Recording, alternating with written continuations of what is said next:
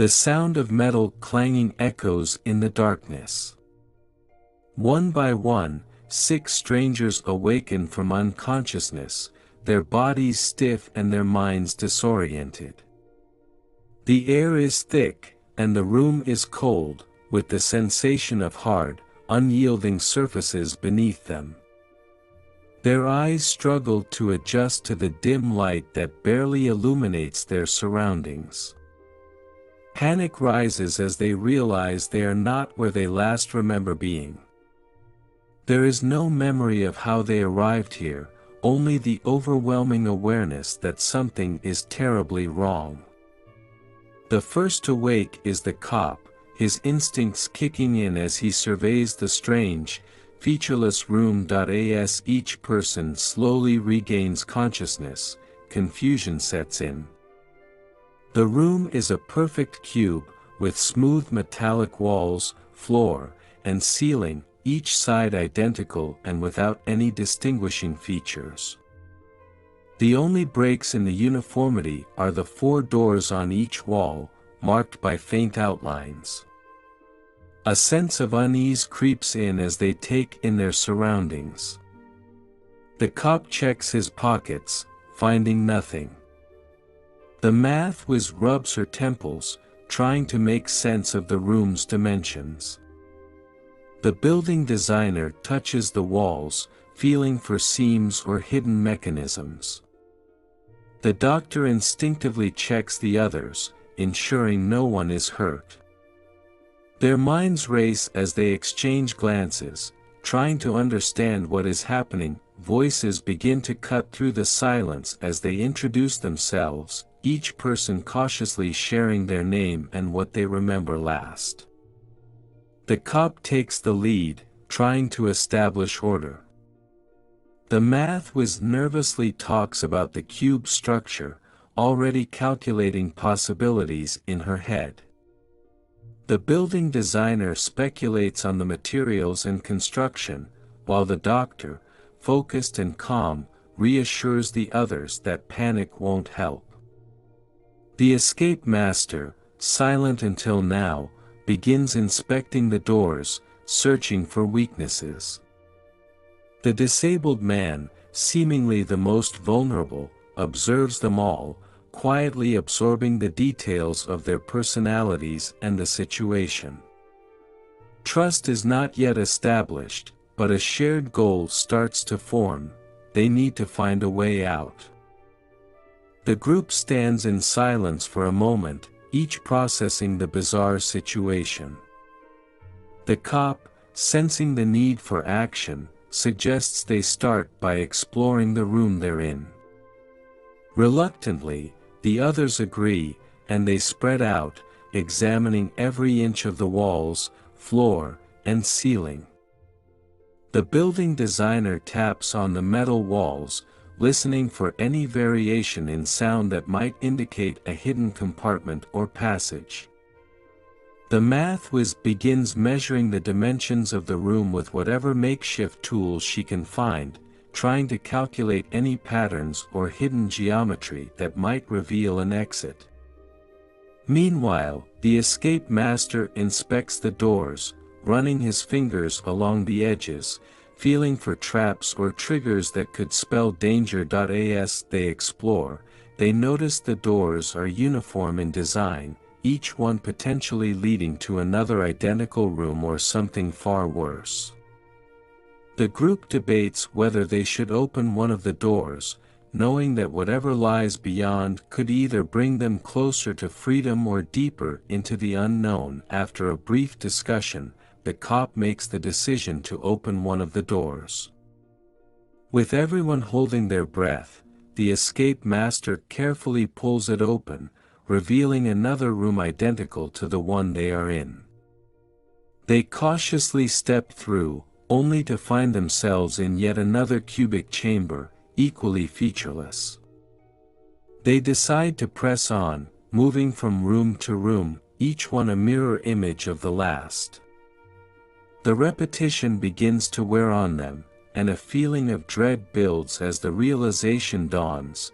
This cube is not just a single room but a massive, interconnected structure with no clear beginning or end. The math whiz starts mapping their progress, trying to keep track of the rooms they've entered, but it quickly becomes overwhelming.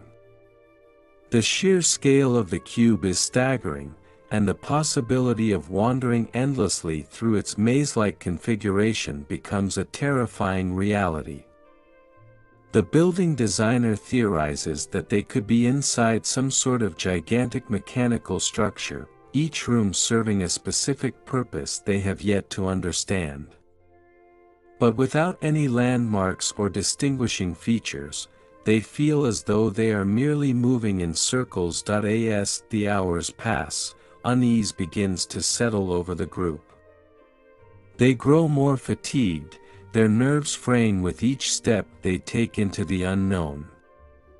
The cop tries to keep morale up, urging everyone to stay focused and not give in to fear, but even he feels the strain of their situation.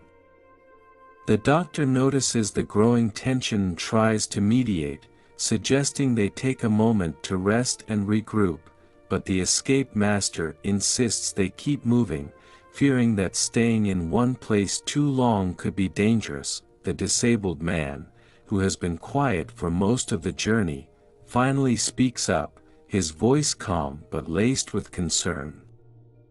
He suggests that they need to start thinking more strategically, considering the possibility that the cube might be testing them in some way. His words resonate with the group, and for the first time, they begin to truly grasp the gravity of their predicament. They are not just lost, they are trapped in something far beyond their understanding, and the cube itself seems to be watching their every move. As this realization sinks in, the sense of unease deepens, and the group is left grappling with the terrifying thought that there may be no way out at all. The group's nerves are taut as they prepare to open one of the doors leading out of their latest room. They've already traversed several identical chambers, but something about this one feels different. An almost imperceptible hum vibrates through the walls. The escape master takes charge, his expertise with traps and puzzles giving the others some comfort, albeit thin. He carefully examines the door, looking for any signs of danger, and after a tense few minutes, he nods, signaling that it's safe to proceed. With everyone on edge, the cop moves to the front, ready to confront whatever lies beyond. The escape master slowly turns the handle, and the door creaks open, revealing a dimly lit room that's slightly different from the others. The walls here are lined with faint, glowing patterns that seem to shift and pulse, casting eerie shadows across the metallic surfaces. The air is heavier, and there's an almost palpable tension hanging in the atmosphere. The group hesitates, but with no other choice, they step into the room, bracing for what might come next. As they move cautiously into the new room, the math whiz quickly notices something troubling about the patterns on the walls. They appear to form a sequence, a code of some sort. She begins to analyze them, but before she can make much progress, a soft click echoes through the chamber. The building designer freezes, recognizing the sound of a mechanical trigger. Suddenly, the floor beneath them shifts, and sharp, metallic spikes shoot up from hidden slots, narrowly missing the group by mere inches. Panic erupts as they scramble to avoid the spikes, the room now a deadly trap. The escape master yells for everyone to stay calm and follow his lead, but it's easier said than done. The spikes retract just as quickly as they appeared, but the danger isn't over. The walls begin to close in slowly, and the group realizes they need to solve the pattern on the walls to stop the trap. The math whiz, working under immense pressure, frantically tries to decode the sequence, her mind racing against the ticking clock of impending doom. The cop and the building designer try to assist her, but time is running out, and the tension is unbearable. The doctor tends to the disabled man, who has stumbled and hurt himself in the chaos, while the escape master searches for any manual override that might halt the wall's advance. Just when it seems the math whiz might crack the code, there's a sudden, blood-curdling scream. The group turns in horror to see the cop impaled by one of the spikes, which had suddenly shot up again without warning. The doctor rushes to his side, but it's too late. The cop's eyes are wide with shock, his body pinned to the floor as blood pools beneath him. The group is paralyzed with fear and disbelief, the grim reality of their situation crashing down on them. The math whiz, now shaking with fear, manages to decipher the final part of the pattern, and the walls stop their deadly advance just inches from crushing them. The spikes retract once more, leaving the cop's lifeless body as a stark reminder of the cube's lethal nature. The group is left in stunned silence, grappling with the loss of their leader and the brutal lesson that the cube is not just a maze, it's a death trap, and any wrong move could be their last. Their first casualty weighs heavily on them as they realize that not all of them may make it out alive. The fear of what lies ahead intensifies, but with no way to turn back, they press on, haunted by the knowledge that the cube will test them again and again. The shock of the cop's death lingers as the group gathers themselves, huddled in the corner of the now silent room. Fear and grief weigh heavily on their minds, but they know they must press on if they want to survive. The doctor takes a deep breath, her professional instincts kicking in, and begins to check on the group's physical and mental state.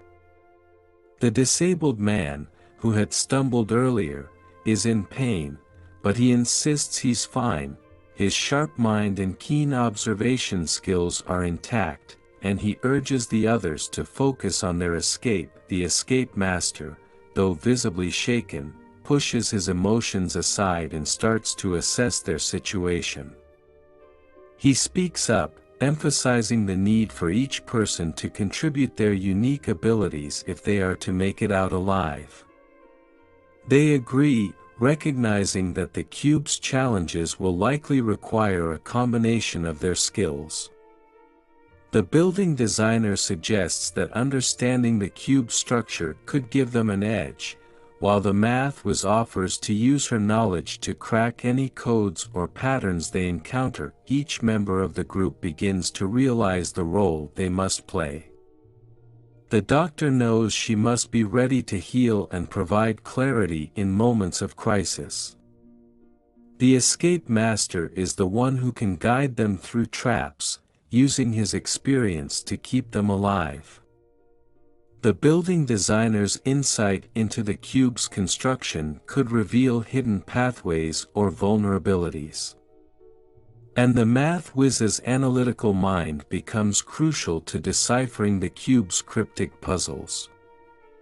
The disabled man, though physically limited, shows his worth through his sharp intellect and intuition, which might be the key to anticipating the cube's next moves. Despite the cop's death, his role as a leader leaves a void that must be filled. The escape master naturally steps into the role, his calm demeanor and experience in high-pressure situations making him the de facto leader. He starts to organize the group, setting up a system to ensure they check every room thoroughly before proceeding. He assigns tasks based on their skills. The building designer is to lead the way, inspecting the structural integrity of each room. The math whiz is to focus on decoding any patterns or sequences they encounter. The doctor is to keep track of everyone's health and ensure they're physically able to continue, and the disabled man, with his sharp perception, is tasked with observing and noting any unusual details they might miss. The escape master understands the importance of staying one step ahead of the cube's deadly traps. He emphasizes the need for constant vigilance and cooperation, urging everyone to communicate openly and trust in each other's abilities. The group, though still reeling from the loss, begins to regain a sense of purpose under his leadership. They know that if they are to survive, they must rely on the strengths of each individual. As they move cautiously into the next room, the math whiz's mind is already at work. The patterns on the walls of the previous room haunt her, and she starts to form hypotheses about the cube's design. She pulls out a small notebook she had found in her pocket, a surprising but welcome discovery, and begins to jot down her thoughts. Her calculations suggest that the cube operates on a complex system of mathematical principles, possibly involving advanced geometry and permutations. She shares her ideas with the group, explaining that the cube might be designed to test their understanding of these principles. She theorizes that the patterns they've seen so far are only the beginning, and that more complex puzzles lie ahead, puzzles that could mean life or death. The escape master listens carefully, understanding the gravity of her words. He realizes that the math whiz's ability to decode these patterns could be the difference between finding an exit and walking into another deadly trap. As they continue, the math whiz becomes more confident in her calculations, recognizing that her mind is their best weapon against the cube's tricks. She starts to map out possible routes based on the sequences they've encountered, her confidence growing as her theories start to align with the cube's layout. The others look to her for guidance when they face another puzzling room, trusting her intellect to keep them safe. With their strengths identified and roles established, the group begins to feel a renewed sense of hope. Though the cube is still a terrifying enigma, they now have a clearer understanding of what they need to do, and they're determined to use every skill at their disposal to survive. As the group delves deeper into the cube, the strain of their situation begins to take a toll. The relentless pressure of navigating the deadly maze, combined with the haunting memory of the cop's death, starts to fracture the group's unity. Tensions rise as fatigue sets in, and the stress of survival magnifies every small disagreement. The escape master does his best to maintain order, but the constant threat of danger leaves everyone on edge. Arguments begin to flare up over the smallest decisions, whether to take a left or right turn, which door to open next, or how long to rest. The doctor, usually calm and composed, finds herself snapping at the building designer for moving too slowly, while the math whiz grows increasingly frustrated when the others can't follow her complex explanations. The escape master tries to mediate, but even his patience is wearing thin. The disabled man, often overlooked in the chaos, observes the growing discord with concern. He recognizes that the cube is not just a physical challenge but also a psychological one, designed to exploit their weaknesses and push them to their limits. If they allow mistrust to take root, they risk falling apart, and that could be just as deadly as any trap the cube throws at them. Amid the rising tensions, the building designer's role becomes increasingly vital. His knowledge of structures and materials provides crucial insights into the cube's design, and he begins to notice patterns in the rooms they traverse. Subtle differences in the walls and floor suggest that some rooms are more dangerous than others, and he uses this information to guide the group away from potential traps. However, his cautious approach begins to wear on the others, especially the escape master, who is eager to keep moving. The building designer's methodical pace, while necessary, frustrates those who are anxious to escape the cube as quickly as possible. When he suggests they backtrack to avoid a particularly suspicious room, the group is divided. Some agree with his assessment, while others are unwilling to waste time retracing their steps. The conflict reaches a head when the escape master challenges the building designer's judgment, accusing him of being overly cautious and slowing them down. The building designer, usually reserved, pushes back, defending his expertise and insisting that they need to prioritize safety over speed. The argument leaves the group at an impasse, forcing them to confront the growing divide between those who favor caution and those who favor action. The group's disagreement is interrupted by a sudden, jarring sound, a low, mechanical rumble that reverberates through the walls. The noise signals that something within the cube has been triggered, and the group freezes in place, waiting for the next danger to reveal itself.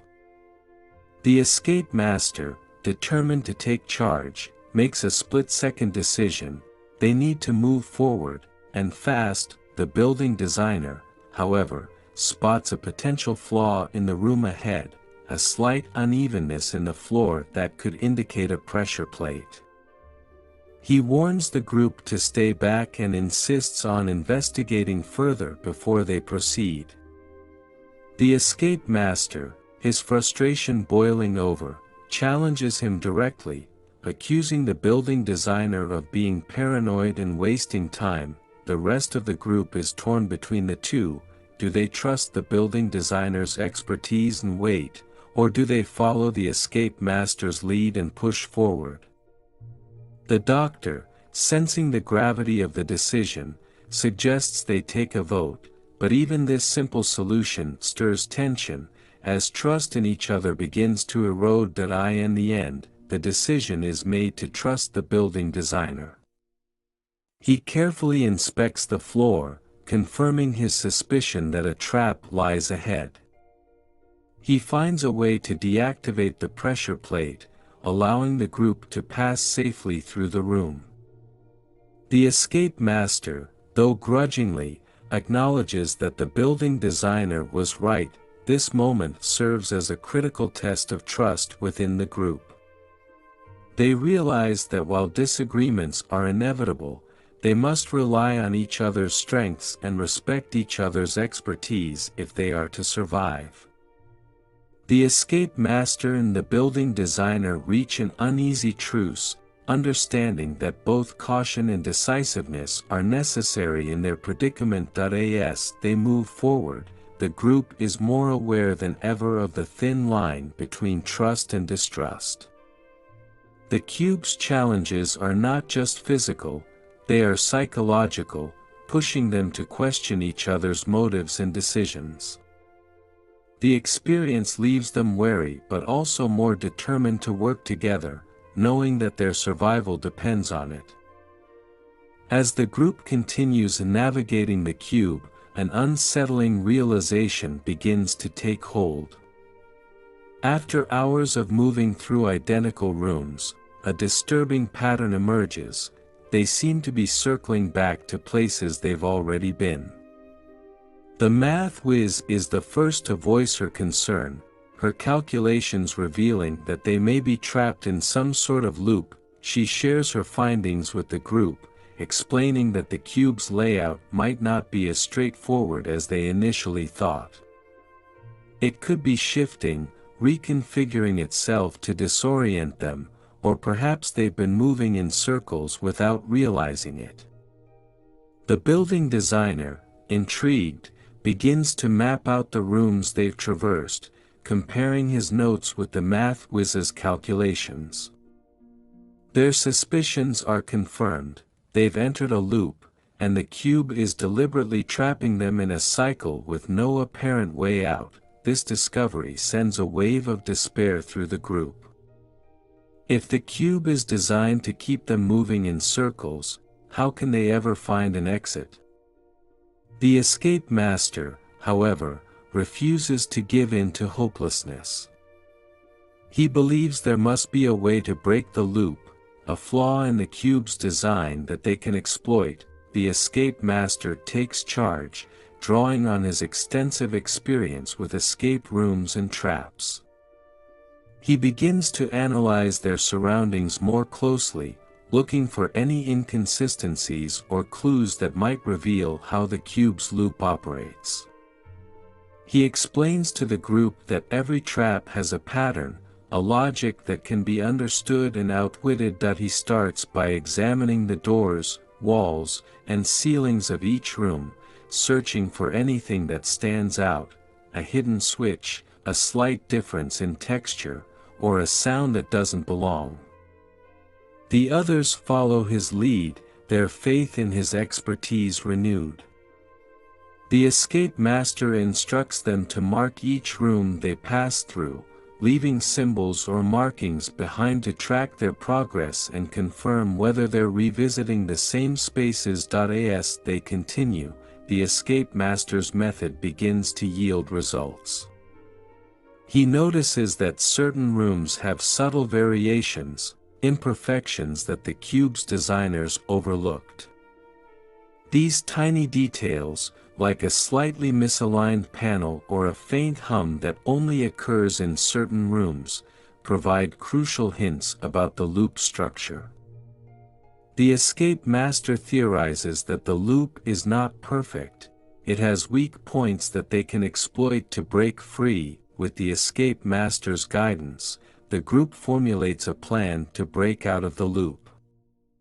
They decide to take a calculated risk, choosing a room with one of the escape master's identified weak points. The math whiz checks the coordinates and confirms that this room could be key to escaping the loop if they can figure out how to trigger the right sequence. The group approaches the room cautiously, nerves on edge. The escape master takes the lead, directing the others to follow his instructions carefully. He manipulates the weak point, a loose panel in the wall, revealing a hidden control mechanism. The mechanism appears to control the doors in the loop, and the escape master begins experimenting with the controls, hoping to override the loop and create a new path. The room begins to shift around them, the walls groaning as the cube's mechanism reacts to their tampering. The group watches in tense anticipation as the doors start to open in new directions, offering what seems to be a way out. But just as they're about to step through, the cube responds violently.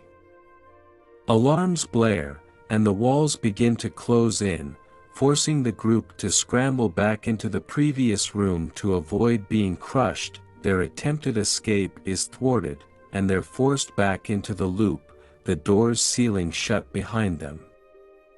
The escape master curses under his breath, frustrated but not defeated. He knows they were close, too close to give up now. The group is shaken but resolute, understanding that they'll need to take even greater risks if they want to escape the cube's clutches. As they regroup, the escape master reassures them that this was just a first attempt. The cube is testing them, but they're learning its patterns, finding its flaws. The loop is not unbreakable, and with their combined skills, they will find a way out.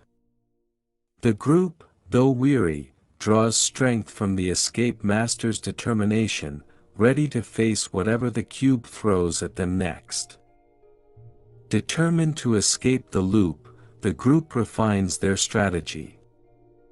The escape master, alongside the math whiz and the building designer, revisits the flawed room, carefully analyzing the control mechanism they had discovered. They realize that the cube's response to their previous attempt was not just a trap but also a clue. The math whiz suggests a different sequence of inputs on the control panel, theorizing that it could disrupt the loop long enough for them to pass through safely. The group gathers their courage and prepares for another attempt. This time, they coordinate with military precision, each person knows their role, and they move with a shared sense of purpose. The escape master takes charge once again, inputting the new sequence with the math whiz guiding him, while the others stand ready to act.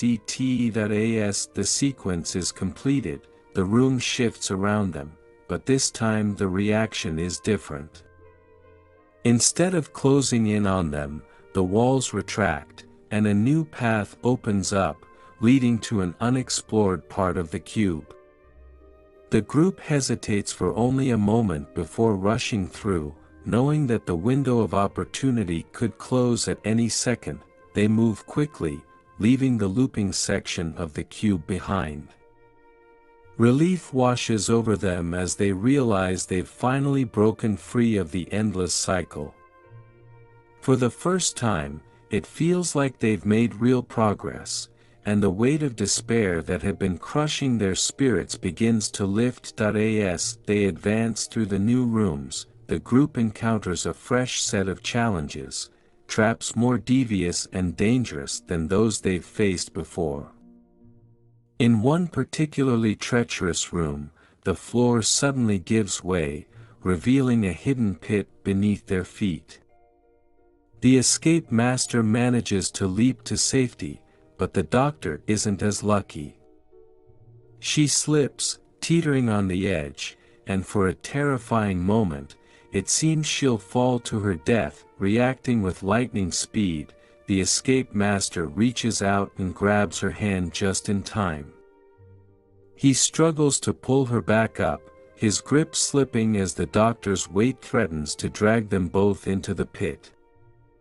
The building designer rushes to help, but even together, they can't pull her up. It's the disabled man who comes up with the solution, his quick thinking saving the day. He notices a piece of equipment in the room, a long, sturdy beam used to maintain balance in the trap. He directs the math whiz to grab it, and together, they create a makeshift lever. Using the beam, they manage to lift the doctor back to safety. Just as the floor resets and the pit closes, the doctor, though shaken, quickly regains her composure and thanks the group for saving her life. She knows that her presence is crucial to their survival, and the close call reminds everyone of just how much they depend on each other. The incident also strengthens their resolve. If they can survive this, they can survive anything the cube throws at them. With the immediate danger behind them, the group finally finds a moment of respite. They enter a room that, unlike the others, appears safe and untrapped, a rare sanctuary within the cube. The room is still stark and featureless, but its relative calm provides a much-needed break from the constant tension and fear. The group collapses onto the floor, exhausted but relieved. For the first time in what feels like an eternity, they have a chance to rest without the immediate threat of death hanging over them. The doctor checks everyone's injuries, tending to cuts, bruises, and the general weariness that has set in. The escape master takes the opportunity to plan their next move, while the building designer and the math whiz discuss what they've learned about the cube so far. Though the relief is temporary, it's a moment of victory that renews their hope. They've proven that the cube's traps can be outsmarted, and they've managed to work together despite the tensions and dangers they've faced. The group's bond grows stronger as they realize that their survival depends on trusting each other and using their combined skills to navigate the cube's horrors. As they prepare to move on, the group is more determined than ever. They've experienced their first real success, and while they know the challenges ahead will only grow more difficult, they're ready to face them. The cube may be a deadly puzzle, but they're starting to believe they have what it takes to solve it. After their brief respite, the group presses onward, bracing themselves for whatever the cube has in store next. The rooms they encounter become increasingly complex and perilous, filled with traps that test their physical endurance, mental acuity, and teamwork. No two rooms are the same, and each new challenge requires them to think quickly and adapt their strategies. On the FLY.in one room, they are faced with a rapidly shifting floor, where the tiles move unpredictably, threatening to drop anyone who steps on the wrong one. The math whiz quickly calculates the safe path based on the movement patterns, but it takes the entire group working together to traverse the room without triggering the trap. Another room presents a maze of laser beams, where a single misstep could lead to instant death. The building designer uses his knowledge of space and angles to guide the group through the maze, but even with his expertise, the tension is palpable, as one wrong move could mean disaster. These new challenges push the group to their limits, both physically and mentally. Each room demands a different set of skills, and they begin to understand that the cube is not just a prison, but a test, a puzzle designed to probe their abilities and force them to confront their deepest fears. The realization that they're being watched, or perhaps even judged, only heightens the stakes. Throughout their journey, the disabled man has remained somewhat in the background, contributing where he can but largely staying out of the spotlight. However, as the group encounters a particularly daunting challenge, his hidden talent comes to light. In this room, they face a complex lock mechanism that bars their way forward. The lock is a massive, intricate puzzle that seems impossible to solve without the correct code or key. The group stares at it, baffled, as the math whiz and the escape master attempt to decipher it, but their usual methods prove ineffective. It's then that the disabled man steps forward, examining the lock with a keen eye. He reveals that before his injury, he was an expert in cryptography and puzzle solving, a talent that had been dormant until now.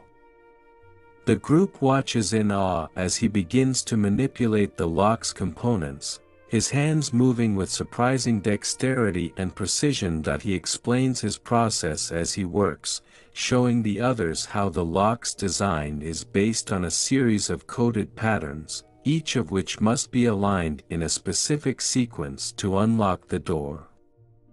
His knowledge and expertise allow him to solve the puzzle where others would have failed, and with a final twist of the mechanism, the door swings open, revealing the path forward. The group is stunned by his display of skill, and their respect for him grows. The disabled man's hidden talent has not only saved them but also proved that everyone in the group has something vital to contribute. His moment of triumph is a turning point for him and the group, reinforcing the idea that they are stronger together, and that each person's unique abilities are crucial to their survival. As they move forward, the group begins to notice that the cube's challenges are not entirely random. The disabled man's success with the lock puzzle inspires them to look for patterns and codes in the rooms they encounter, hoping to find a way to predict and perhaps even control the cube's mechanisms. The math whiz, the building designer, and the disabled man form a sort of think tank, working together to decode the cube's patterns. They start by mapping out the rooms they've traversed, noting the traps, puzzles, and clues they've encountered. Their combined expertise allows them to see connections that weren't obvious before, repeating symbols, sequences of numbers, and even subtle changes in the environment that hint at the cube's layout and behavior. The escape master, meanwhile, focuses on refining their strategy, using the new information to plan safer routes and avoid unnecessary risks. The doctor, ever watchful, keeps an eye on everyone's physical and mental state, ensuring that no one pushes themselves too hard or loses focus in the face of the cube's relentless challenges. Together, the group begins to piece together a clearer picture of the cube's design. They realize that it's not just a series of random traps, but a carefully constructed labyrinth, with each room designed to test a specific aspect of their abilities.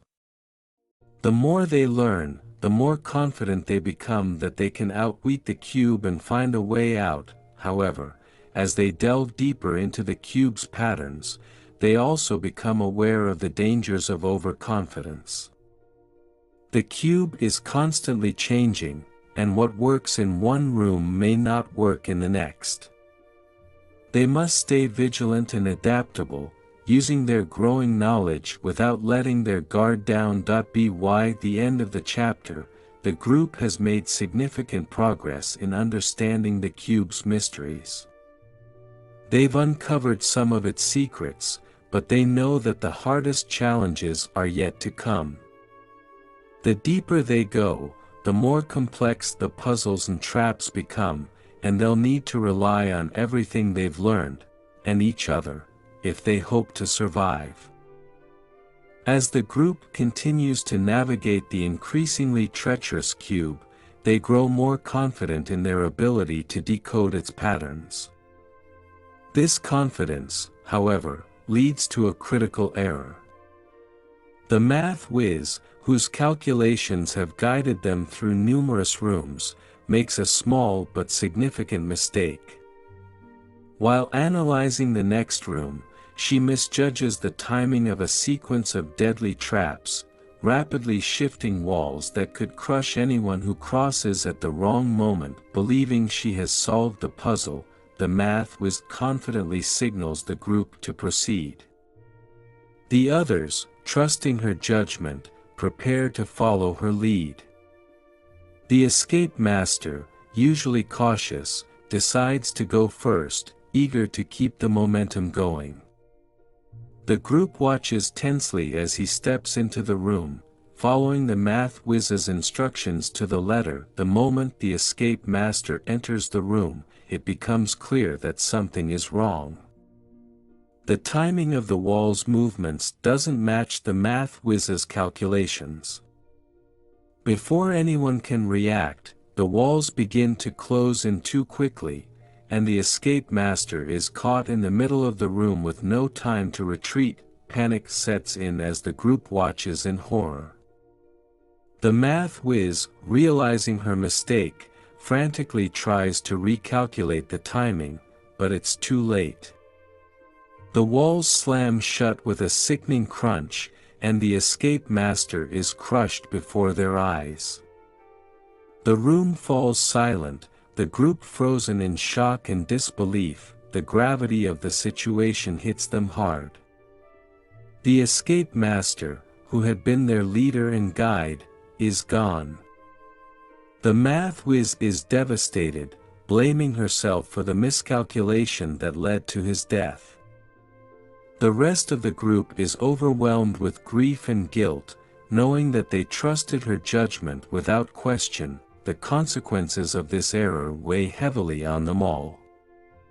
The group's dynamic is shattered, and the realization that even a small mistake can have fatal consequences fills them with dread. They begin to doubt their ability to escape the cube, their confidence replaced by fear and uncertainty. As the group struggles to come to terms with the escape master's death, they are forced to confront the harsh reality of their situation. The cube is unforgiving, and each step forward comes with the risk of losing someone else. The disabled man, who has been watching the group closely, understands that they cannot afford to make any more mistakes. If they are to survive, they must find a way to restore their focus and trust in each other. The next room presents another deadly challenge, a series of electrified floors that must be crossed with extreme precision. The group is paralyzed by fear, unable to decide who should go first. The disabled man, sensing the growing tension and knowing that the group is at a breaking point, makes a fateful decision that he volunteers to go first, despite his disability.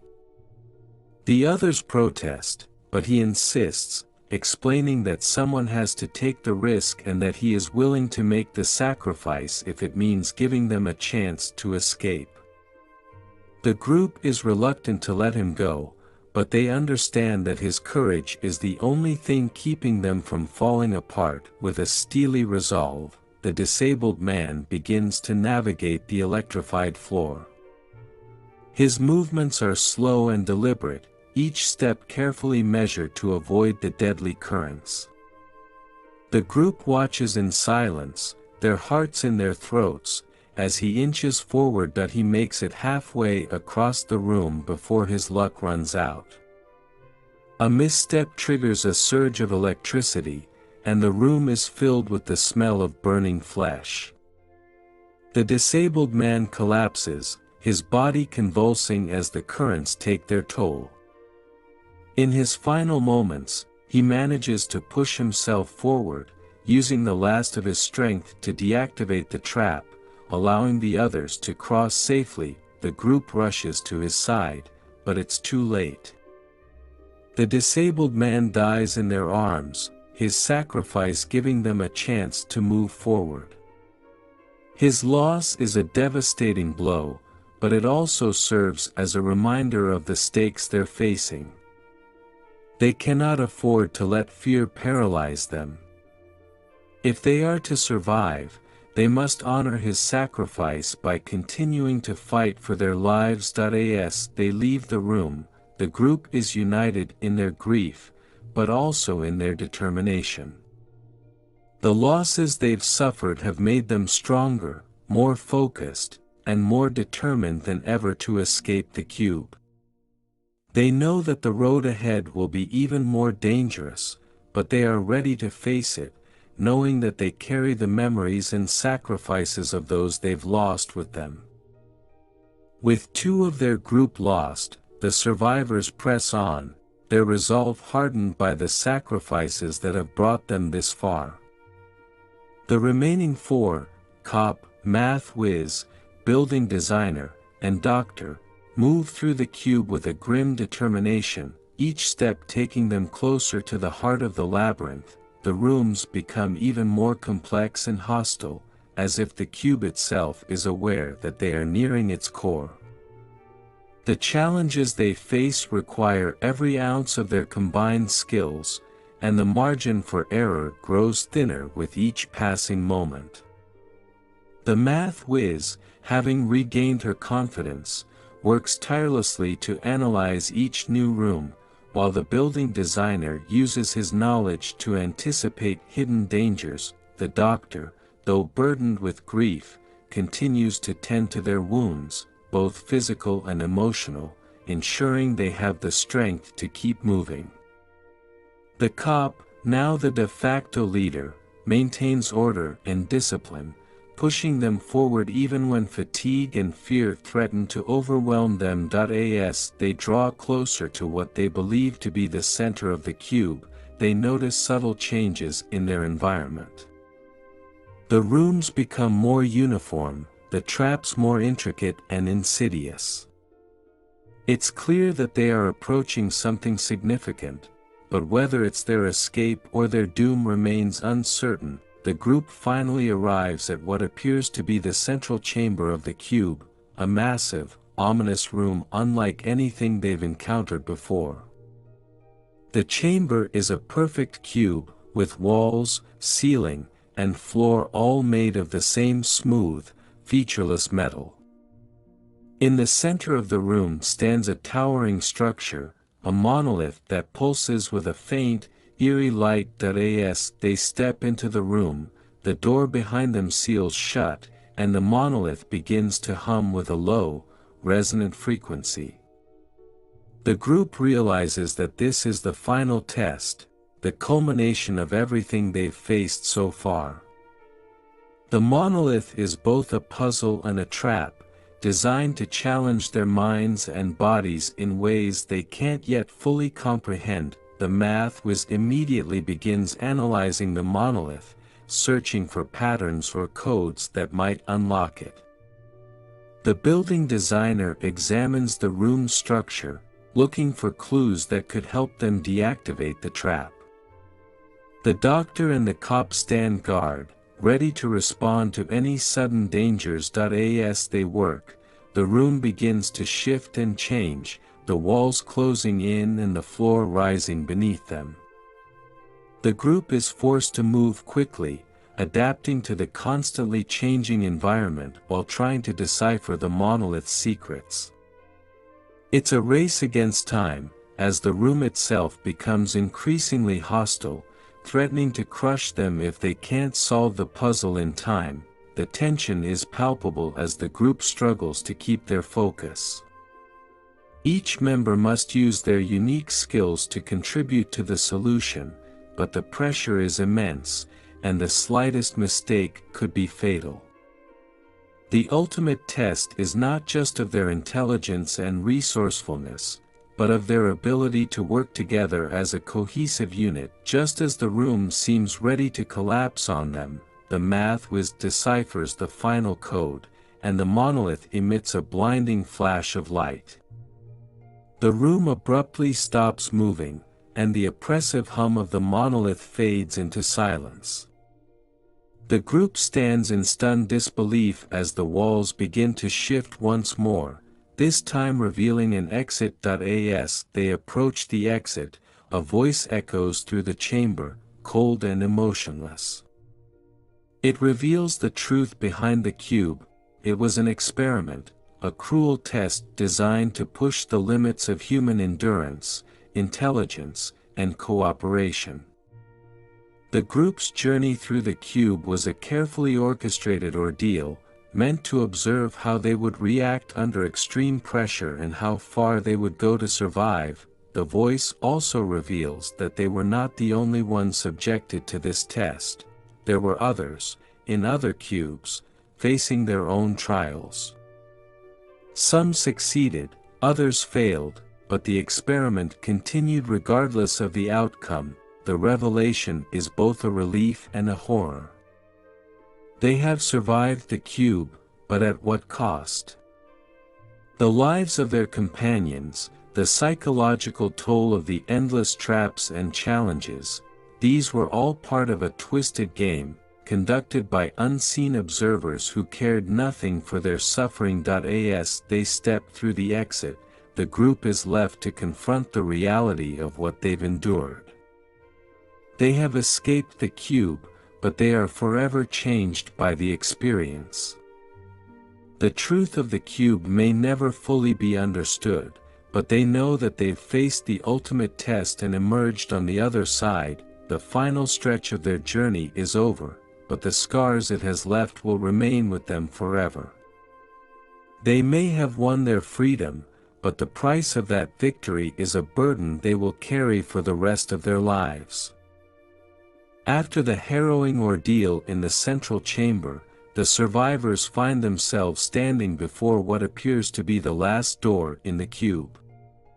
It's unlike any other door they've encountered, larger, more imposing, and intricately designed with symbols and patterns that seem to pulsate with a faint, eerie light.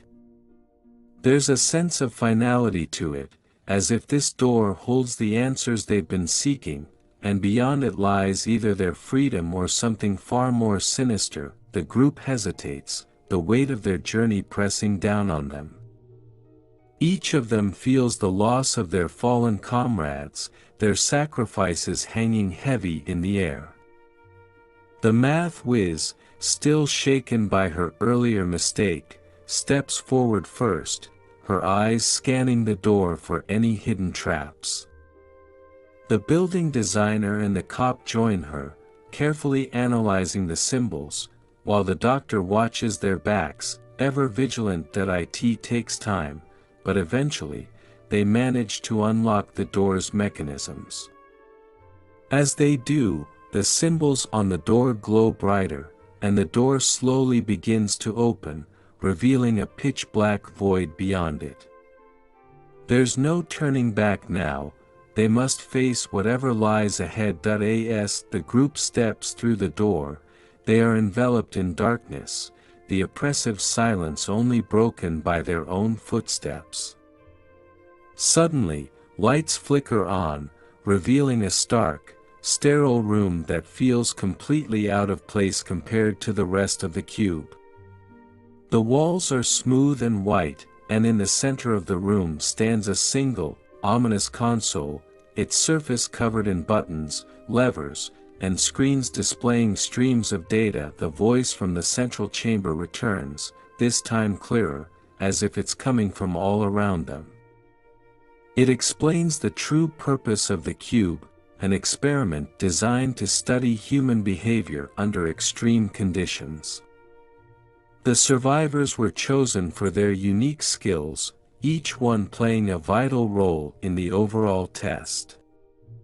The voice details how each challenge was crafted to push them to their limits, to observe their reactions, their teamwork, and their breaking points. The group is filled with a mixture of anger and disbelief as the voice reveals that the cube was never about escape, it was about survival and endurance, a brutal trial orchestrated by a faceless entity for reasons they cannot fully comprehend. The voice implies that the experiment was conducted by a powerful organization, one that views human lives as mere data points in their quest for knowledge and control. The voice continues, revealing that they were not the first to undergo this experiment, nor will they be the last. Previous groups either perished or succeeded, just as they have. The survivors are left with a choice. They can either leave the cube, knowing that others will suffer the same fate they did, or they can stay and attempt to shut down the experiment. Though the latter option comes with great risk, the group is faced with an agonizing decision. Do they risk their lives to end the experiment, potentially saving countless others, or do they seize the opportunity to escape and ensure their own survival? The cop, ever the protector, advocates for shutting down the experiment, while the others are torn, weighed down by the losses they've already endured. After a tense debate, the math whiz steps forward, determined to access the console and see if there's a way to end the experiment for good. The others rally around her, and together they work to override the cube's systems. The process is complicated and fraught with danger. The console is booby-trapped with hidden failsafes designed to prevent tampering. As the math whiz works, the building designer uses his knowledge of structural integrity to pinpoint weak spots in the cube's design, while the doctor and cop provide support and security. It's a race against time, as the cube begins to destabilize, threatening to collapse in on itself. Finally, with a final sequence of keystrokes, the math whiz manages to access the cube's core controls. She initiates a shutdown sequence, and the entire cube shudders violently as the systems begin to power down. The voice, now filled with urgency, warns them of the imminent collapse, urging them to escape while they still can. With no time to spare, the group makes a desperate dash for the exit, the walls of the cube closing in as the structure begins to implode. The path ahead is fraught with danger, but their combined skills allow them to navigate the crumbling corridors, avoiding deadly pitfalls and collapsing sections of the cube. Just as the cube seems ready to consume them, they burst through the final exit, emerging into the outside world. The bright light of day blinds them momentarily, and as they stumble forward, the ground beneath them shakes as the cube collapses entirely, disappearing into the earth. Breathing heavily, the survivors look back at the wreckage, their hearts heavy with the knowledge of what they've just destroyed. They've escaped, but the horrors they've faced will stay with them forever. They've made it out, but at great cost. The price of freedom, they realize, is often paid in blood. The chapter ends with the group standing together, unsure of what comes next, but united in their determination to ensure that the nightmare they've endured will never happen to anyone else again. Their journey is over, but the fight against those who created the cube is just beginning. As the dust settles and the echoes of the cube's collapse fade away, the survivors find themselves standing in an open field, the harsh sunlight blinding after so long spent in the cube's cold, artificial light. They are battered, exhausted, and deeply scarred, both physically and emotionally.